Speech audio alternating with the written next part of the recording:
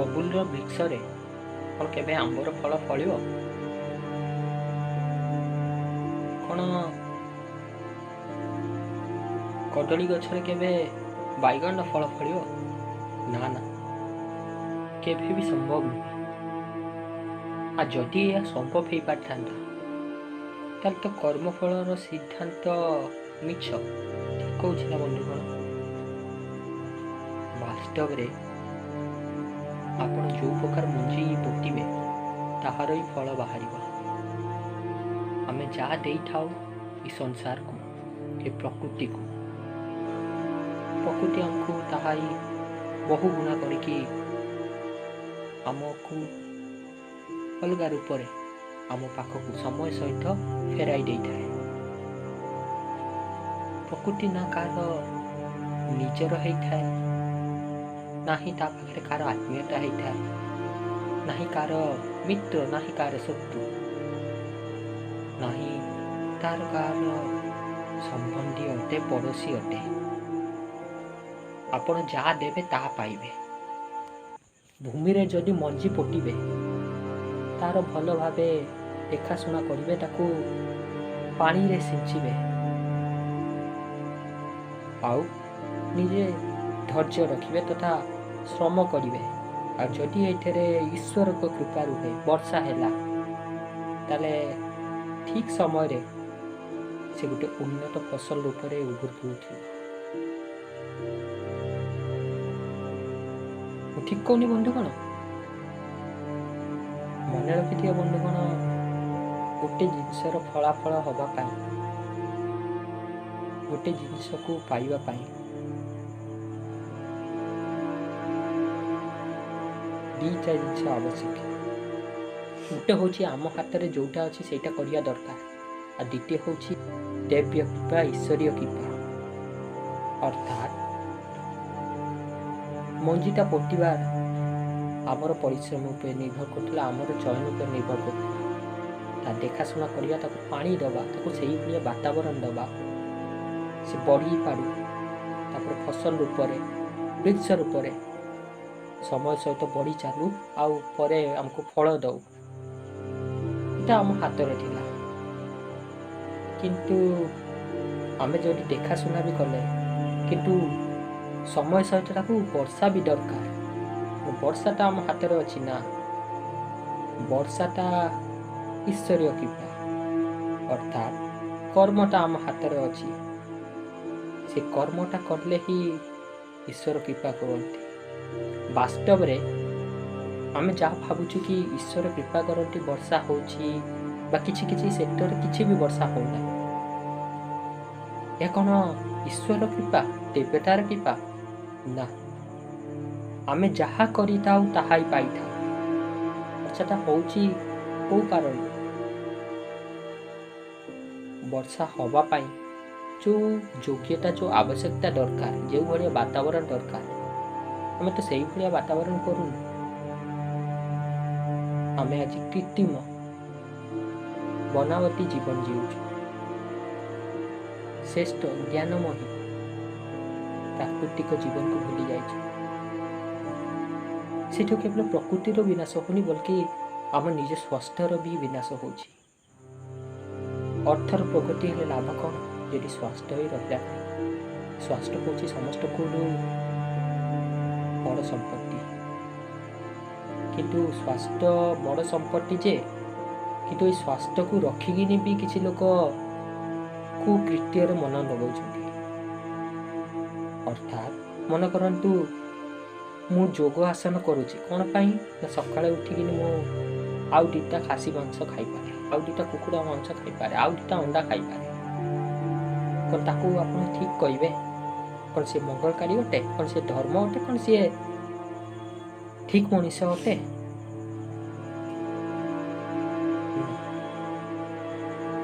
ମାନେ ସିଏ ଏଇଠି କ'ଣ କରୁଛି? ସିଏ ତା ସ୍ୱାସ୍ଥ୍ୟଟା ରକ୍ଷା କରୁଛି, କିନ୍ତୁ ଭୁଲ କାମ କରିବା ପାଇଁ।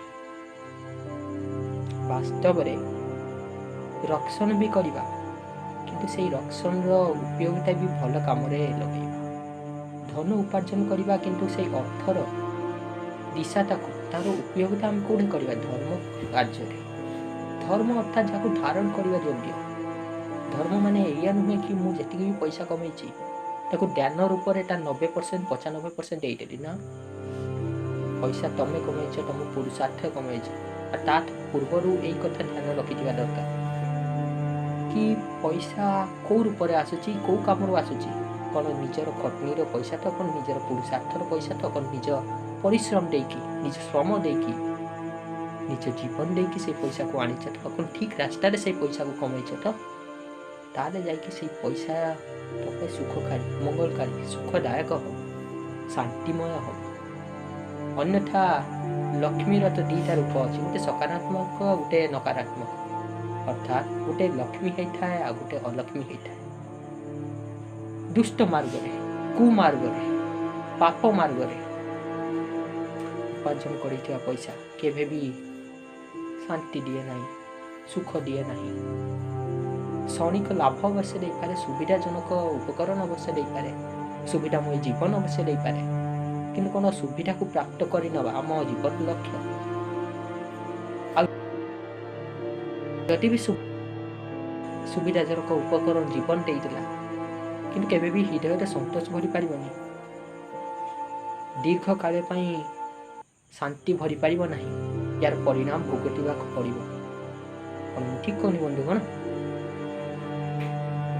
ବାସ୍ତବରେ ବର୍ଷା ହେବା ପାଇଁ ବାତାବରଣରେ ନମି ଥିବା ଦରକାର। ମୁଁ ଠିକ୍ କହୁନି? ଯଦି ବାତାବରଣରେ ନମି ରହିବ ନାହିଁ, ଯଦି ଆମେ କ୍ଲାଇମେଟ୍ ଚେଞ୍ଜ, ଯେଉଁଟାକି ଆଜିର ମହତ୍ତ୍ୱପୂର୍ଣ୍ଣ ବିଷୟ, ସମସ୍ତ ଗୋଟେ ହଟ୍ ଟପିକ୍, କ୍ଲାଇମେଟ୍ ଚେଞ୍ଜର ଅସର କାହା ଉପରେ ପଡ଼ିବ ଜାଣିଛନ୍ତି? यार असर पड़ो मनीष जाति विशेषतः असर पड़ो जो मैंने चाषी क्लाइमेट चेंज गोटे दिग हो पारे वर्षा न यार आहरी भी अनेक गुरे असर देखा जाई पार कौटे ना वायु दूषित हेले कौन आम स्वास्थ्य ठीक रही आम पवित्र निश्वास नहीं पाइबा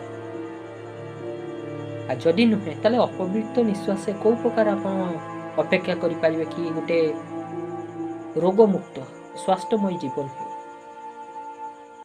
वास्तव में आम आज जो इलेक्ट्रिसिटी जेनेरेट करूँ कौठू हो कोयला पोड़ी कोयला कौठू तैयारी होता है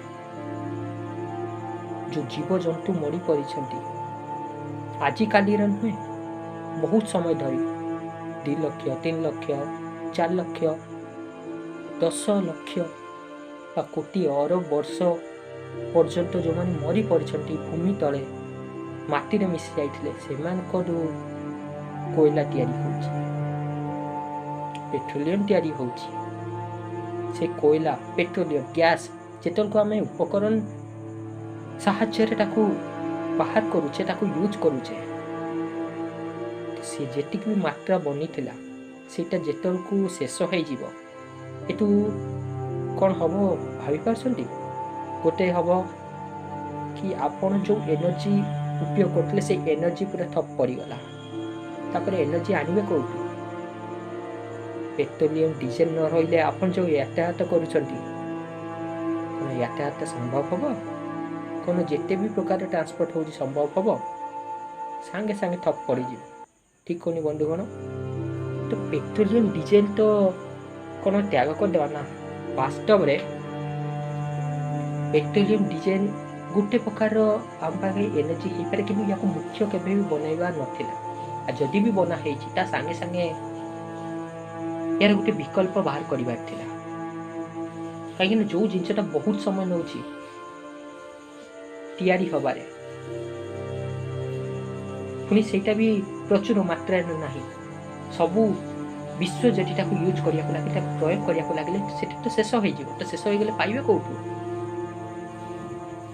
आ द्वितीयत जेतल को यही जिनसा को पोड़ा जाए सेतल को वायुमंडल वातावरण दूषित दूषित तो कहबी सबूर गोटे ना गोटे उपयोगिता अच्छी कि वायुमंडल जो वायु रहा उचित जो मात्रा बा जो अंशरे जो जो गैस रहा उचित से चेंज हो फलस्वरूप कौन हो जोटा अदरकारी जिनस से आम निश्वास चली जाम शरीर भितर पहुंची जाऊँगी ठीक कहनी बंधुगण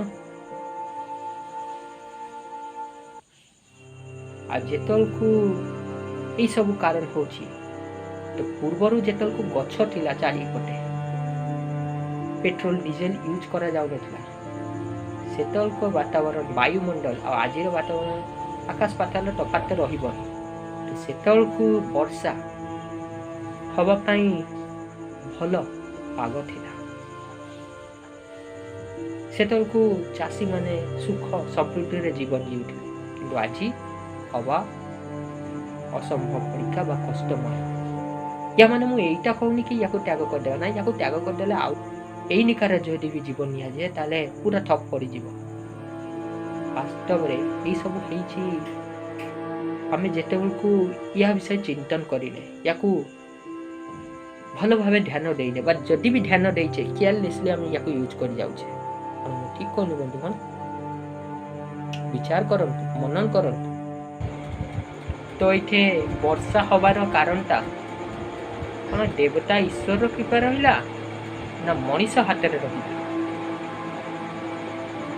आ वर्षा हबार केवल गोटे कारण नुहे अनेक गुड़े कारण आज मो मन को वर्षा हठात किनी आसला हारी से वर्षा नहीं आपन को कहली वास्तव में मुझे जोटा कहवाक चाहूँगी से कि निजर कर्मर फल भोगिया भी पड़ी था से कर्मर फल आम भाग्य कही था ठीक कहनी बंधुगण वास्तव में आम हाथ में जहाँ आम सेटा ही कर बाकी लोक छाड़ी रखा सुखमय शांतिमय जीवन जीवा आवश्यकता अवश्य पूरण करवा उचित अपरिग्रहर भावना रखा अर्थात जेटिकी दरकार सेटिकी तो पूरण करिया दरकार सेटिकी जदि भी पूरण करि पारना तो प्रथमे सेटा करिया दरकार तापर अलगा किछि भाबिया उचित किंतु आमर मनोदशा केमिति आमर विचारधारा केमिति ना सीए 10 महलार कोठा करछि माने मु 11 महला करिकि देखाई सीए गुटे भलो कार आनछि माने मु ताहारु 10 डबल 10 गुना बहुमूल्य कार आनिबि मर्सिडीज आनिबि ऑडी आनिबि बीएमडब्ल्यू आनिबि जैगुआर लैंड रोवर आनिबि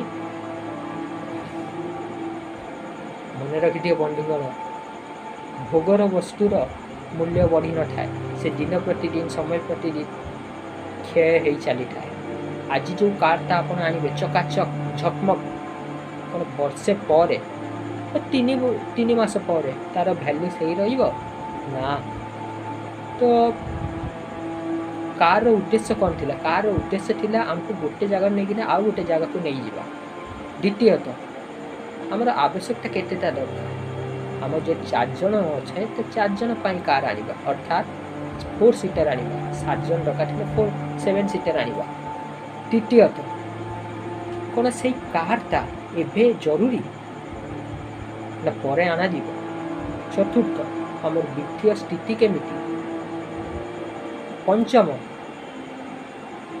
कौन पंचम होया आम से कार प्रयोग केमितिया करिया को चाहूँ कौन आम ताको रेगुलारली ट्रावेल करिया चाहूँ ना खाली देखई हवापाई बा बेले बेले कौन सी काम पाई कौन सी हॉलिडे जीवापाई बा हॉलिडे होम जीवापाई टूर जीवापाई यूज करिया को चाहूँ ये सब देखिकी नहीं करिया को पड़ता है ठीक कहूँ बंधुगण आपने या भावुथिबे कि बयस रे बहुत छोट मु किंतु कहूँ बड़ बड़ कथा से किसी लोक मत गाड़ी दौथे केमिटिका गाड़ी तू जदि एते ज्ञान जानचु एते बुद्धिमान निजे कहीं कर दौनु ऊपर को आसिकी सोशल मीडिया रे आसिकी ये सब कहवा कौन दरकार निजे करके देखा अवश्य कहीपर बंधुगण किंतु मु आपण मानकु बाध्यता करिनी कि आपण माने आसंतु मते देखंतु तथा मो कथा मानंतु